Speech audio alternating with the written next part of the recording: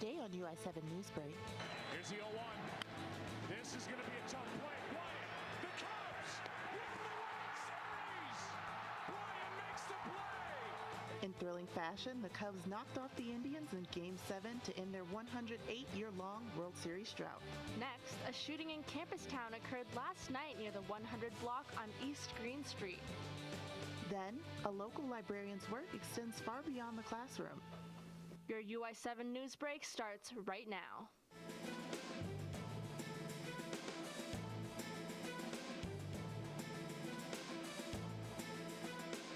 From the Richmond Journalism Teaching Studio at the University of Illinois campus, this is your UI7 Newsbreak.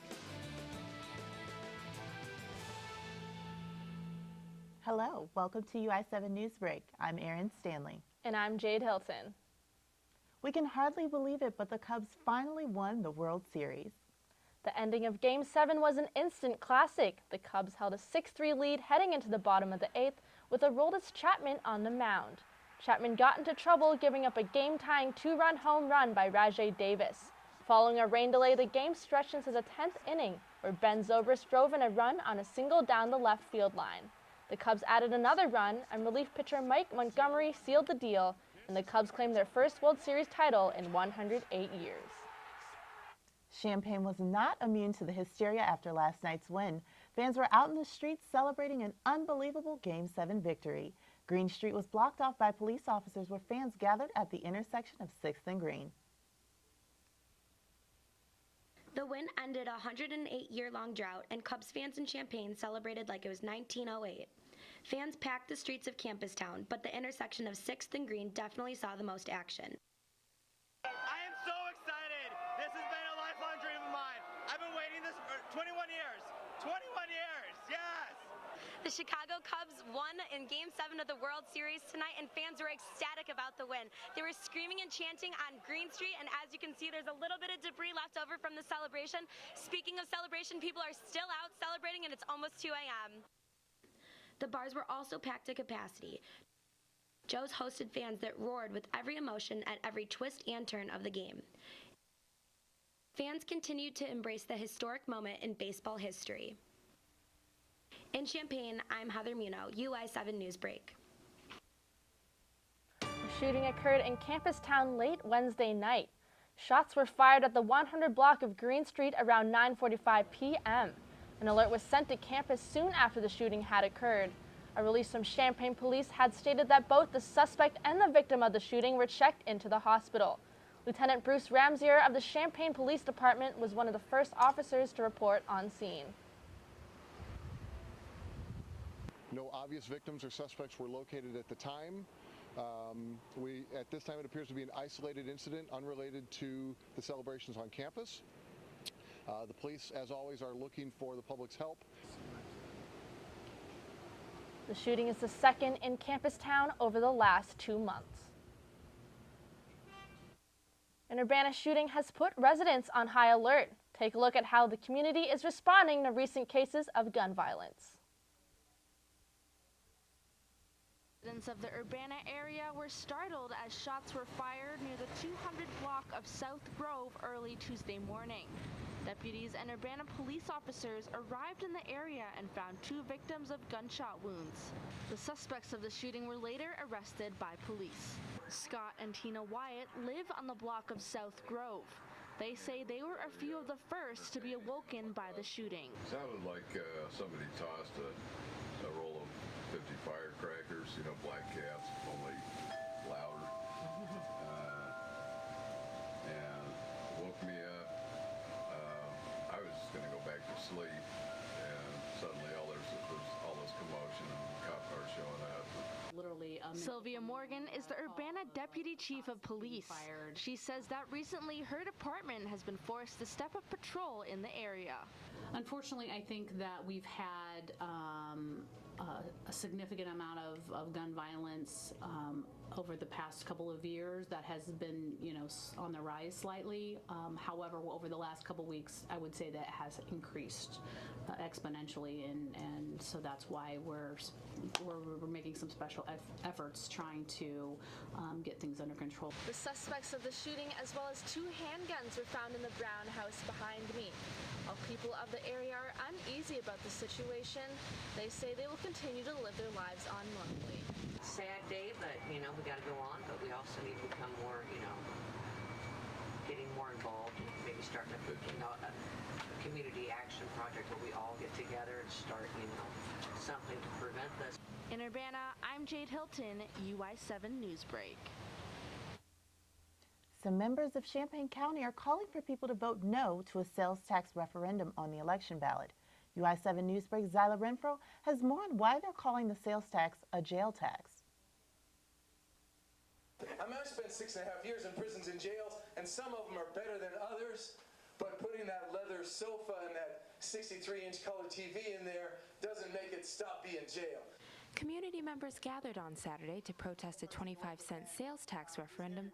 Members of Black Lives Matter and State Representative Carol Ammons gave speeches about how the sales tax was actually designed to give millions of dollars to jail facilities and law enforcement. Member of Build Programs Not Jails, James Kilgore, says that the Champaign County Board has been trying to build a jail for 5 years now. We think it's deceitful of the county board to put this forward as a public facilities tax.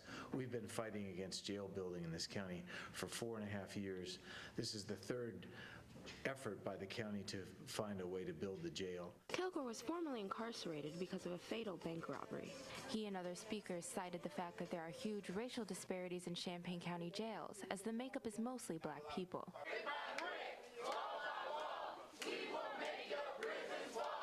Champaign County Board Chair Patsy Petrie says that the tax is important because of much-needed repairs and a tight county budget.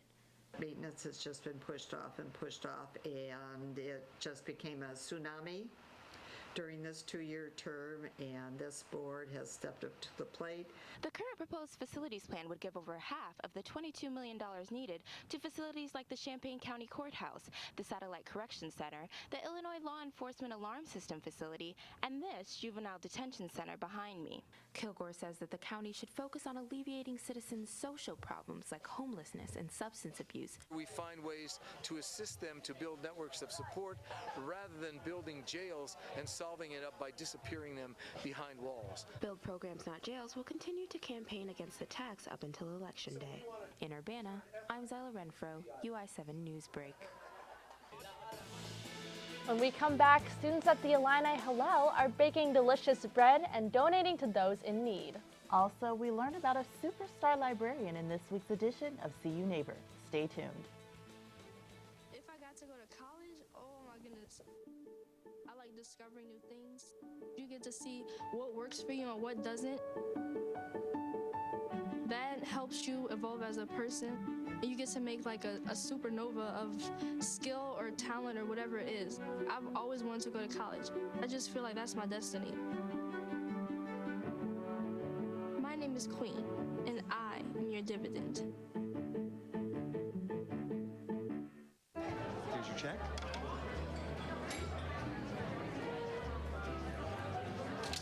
Oh, you got it. Since I got rid of my car, I really enjoy walking. Okay.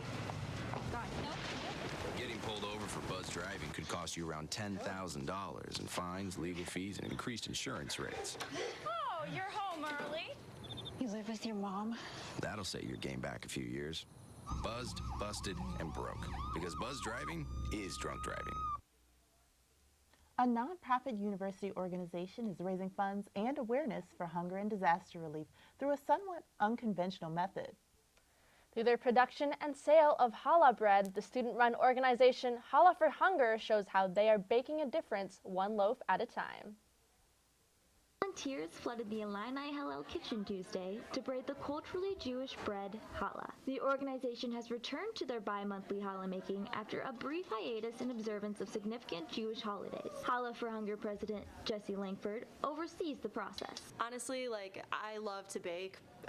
It's what I do in my free time. So for me, this is just kind of an excuse to get to bake and do it for charity. We braid on Tuesdays and we bake on Wednesdays, so if you walk through this building on a Wednesday, it smells unbelievable. Volunteers take previously made dough, form it into a braid, then fill the dough with toppings like bananas, chocolate chips, and cinnamon sugar. The Illini Hillel's Jewish Learning Initiative on campus Rabbi Shlomo Schachter explains the spiritual significance of this braided bread. The idea is that God created the world not that we should receive his goodness, but that we should be partners in giving. So when we take the challah, it's a symbolic action which symbolizes that we as human beings are not here to consume, but to be givers. And so the challah, even when we eat it, we're participating in the act of giving, which is really a divine act, that God is a pure giver.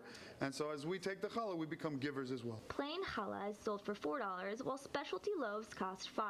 45% of the proceeds are then donated to Maison, a national nonprofit organization dedicated to ending hunger, while another 45% is donated to the Eastern Illinois Food Bank. The remaining portion is then used to fund the challah supplies. While challah may be traditionally Jewish, Challah for Hunger does not limit its volunteers to those of the Jewish faith. Anyone who wants to come volunteer can. We are open to everyone. In Champaign, I'm Elizabeth Dye, UI7 Newsbreak.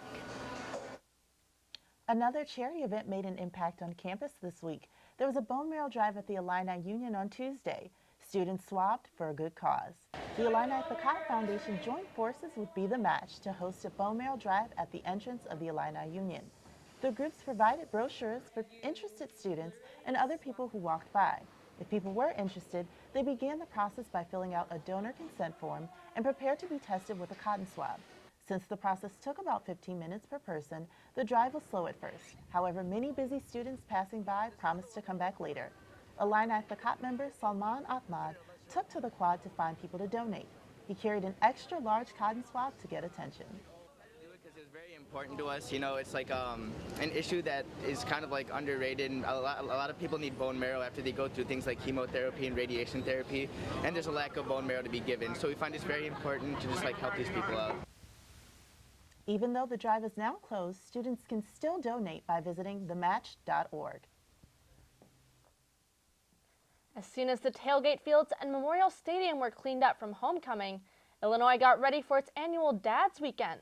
The weekend will be full of sporting events, concerts, and barbecues. Workers at Memorial Stadium prepare for the upcoming tailgates, and students can now pick up their tickets for the weekend. Dad's Weekend events begins this Friday with a basketball and hockey game and continues with the Illinois vs. Michigan State game Saturday. Tickets for the games and pregame barbecue are still for sale and available for pickup through Friday. UI7's Jonathan Jaffe shows us how one librarian balances her job with being a mom and an active human rights worker.